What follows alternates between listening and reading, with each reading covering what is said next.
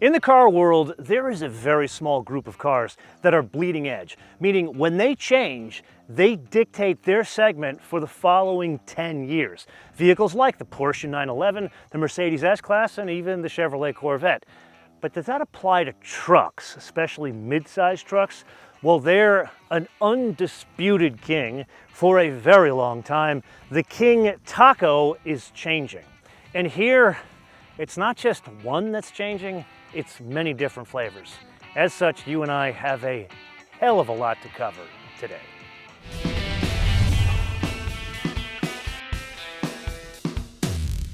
So first things first, a little taco history. It all started back in 1995 with a first generation taco that was designed by Kevin Hunter, a name you probably don't recognize unless you've been watching this show for a couple of years, but he now runs Toyota's advanced design Calty studio in California. So clearly the guy knows how to design. Now this, the fourth generation, a quick look at it, that reveals, well, it kind of has the family look as the Tundra. Things just aren't as in your face. Like the grille isn't as in your face. Obviously the size of the vehicle is different because this is a mid-size vehicle. Then from a profile view, that's where we notice the biggest difference between this and its biggest brother. Specifically the daylight opening. That's where the glass area is. This looks significantly shorter, even though this is the double cab. And yes, this is still on offer as a double cab, as well as what they call an extra cab, which I would still call a king cab. There are two different lengths of bed on offer. Now, speaking of the bed, you may remember a Taco claim to fame, and that was a composite bed. Here, they've changed the construction of the bed. On the exterior, that's now aluminum. The interior is now composite, and on this fancy limited model, it has a power tailgate that can be operated from either side of the taillight. Overall, the look from the rear, very much like the Tundra, which is to say a good thing, because in my mind, it's more chunky, it's more purposeful. Because if you remember, the change from 1 to 2 generation, that was a big change. But from 2 to 3, it looked very similar, just a little bit cleaned up. This, there is a significant difference. Now the bed themselves can be on offer, 2 different lengths, 6 and 5 foot, depending on the cab. Now, if anyone is familiar with driving a Tacoma and the related 4Runner, they would very much understand these not fast. In fact, if they could go any slower, they would be going backwards. So as you can imagine, they had to make some changes underneath the hood with the propulsion systems. There are two, really, I would say there are 4 on offer. Let's start with the basics of the 2 that form the formation for everything. There is a 2.4 turbocharged 4. Think of the most basic version of that is 278 horsepower and 317 pounds of torque. However, they make a detuned version of that for the most basic version, the SR. And it's not just one of these things where we're detuning it because you're cheap. Instead, they go about making some significant changes to lower the entry cost of the vehicle. Things like the motor mounts, no oil cooler, as well as changing how much boost from the turbocharger. So there's a significant change. It also changes the output, 228 horsepower and 243 pounds of torque. Then there's this one. This is the iForce Max. If you follow the change in the Tundra, you can see the change coming here. This is a mild hybrid vehicle, meaning there is an integrated starter generator motor that sits between the gas engine and the 8-speed automatic transmission. So no, it doesn't have the same 10-speed transmission as in the Tundra.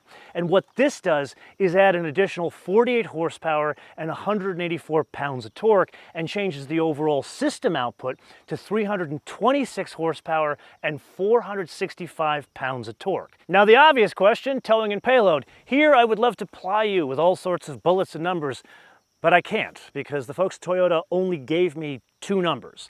The high number in terms of the vehicle that will have the most amount of towing is 6,500 pounds, and the vehicle that will have the most amount of payload is 1,709 pounds. Now there are 8 different grades or flavors of this vehicle. So you and I are going to spend some more time talking about towing and payload in the different grades when we drive the vehicle, probably sometime later this year. Now you and I have to have a brief discussion about efficiency, because after all, some of these will be hybrids, but not a parallel hybrid like you're used to in a Prius. This instead is a mild hybrid, meaning there's no standalone EV mode. Even though there is a battery, it's all of 1.87 kilowatt hours made up of 40 modules.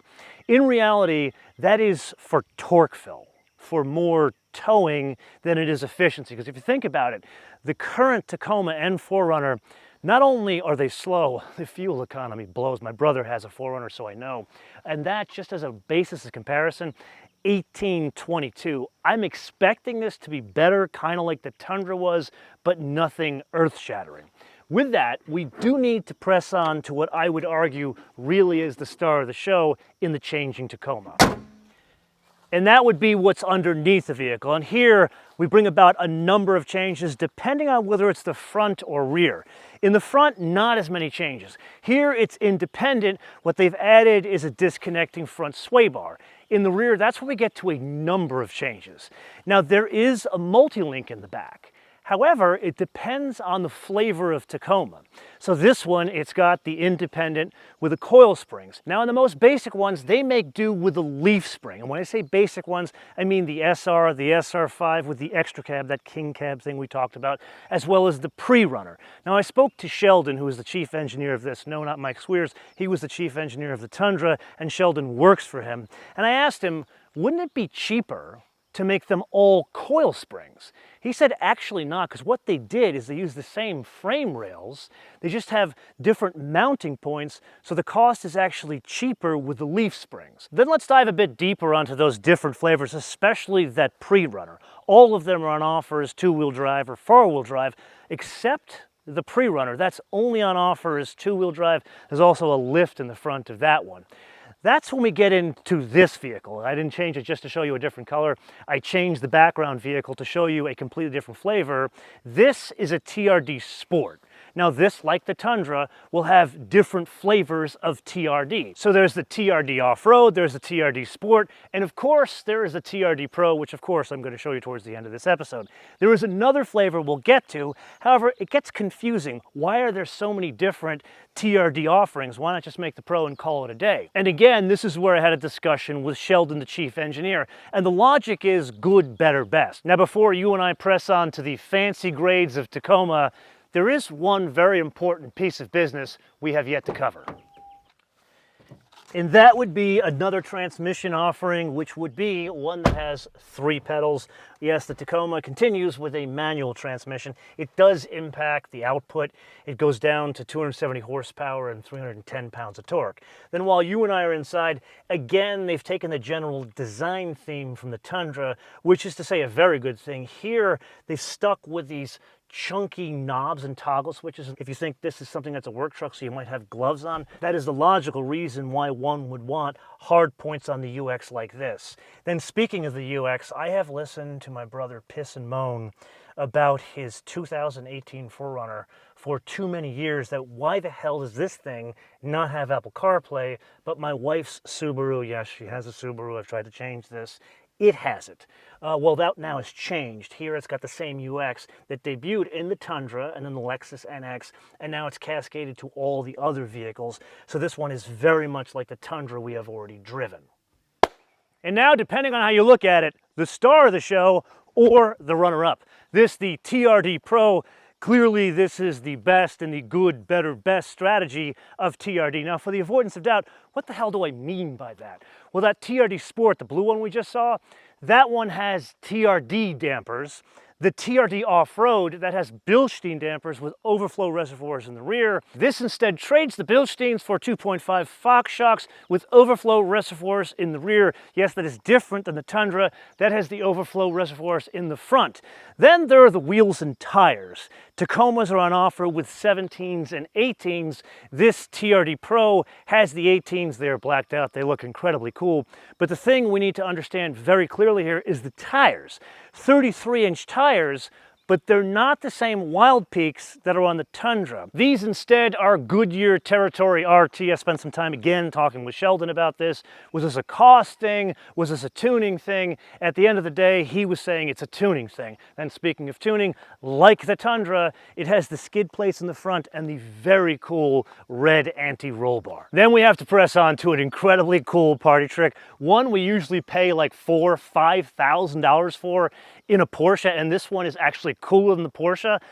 ISO dynamic performance seats. And the only way to describe this is like the seat from an 18-wheeler. You know how they kind of bounce up and down? And the idea is to have the seat be an additional damper, an additional shock absorber while the vehicle is going down the road. Well, this thing, the purpose of it is to go faster off-road, so why not put more damping into the seat? The connection where it bolts in is exactly the same. The dampers are here and here, so the seat can make micro movements with the exception of going forward and backward. The idea is not to disturb your relation to the pedals and the operation of the vehicle.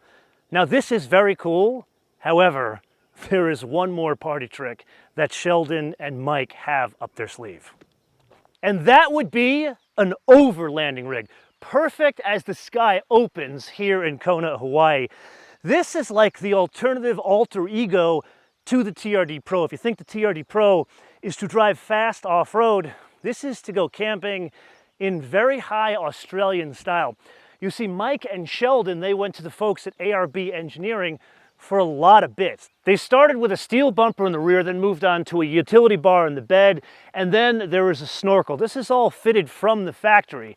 Then they have the 18-inch Toyota Heritage bronze wheels, which I have to say, they look stunning because they kind of look like monoblocks. Then they make some additional changes underneath the vehicle. They do away with the TRD dampers, the Bilstein dampers, and the Fox dampers, and they go back to Australia. However, again, speaking to Sheldon, this does not really change the payload or the towing. If I'm reading the tea leaves correctly, this will change the overall personality of this, the Trailhunter, from the TRD Pro. Now, a little bit of competitive talk here. I looked at the different vehicles this competes with, thinking, what's number one, what's number two, what's number three, and I was kind of surprised. The Frontier, which frankly most people don't talk about, that is number two, and I would argue because of cost and probably because it was updated last year. Then I would think the Ranger would be number three. Turns out it's not, and it usually changes between the GM twins and the Gladiator, which is significantly more expensive than the existing Tacoma, which brings us to the wish list here. I think price is a big deal here. The Tacomas range between $27,000 and up to the mid-50s. I think Toyota, they do two things. They bring reliability to the table, but not at a high price. If you look at the Ford, I think the reason why that vehicle is not in the top three, it's not because of the vehicle itself or because it left the market and came back to the market. And the fact that Ford most likely is constraining supply because the Ranger is built in the same factory as the Bronco. Which one are you going to sell? You're going to make more money on the Bronco, so there probably isn't as much of a supply of the Rangers. Which brings me to my ask.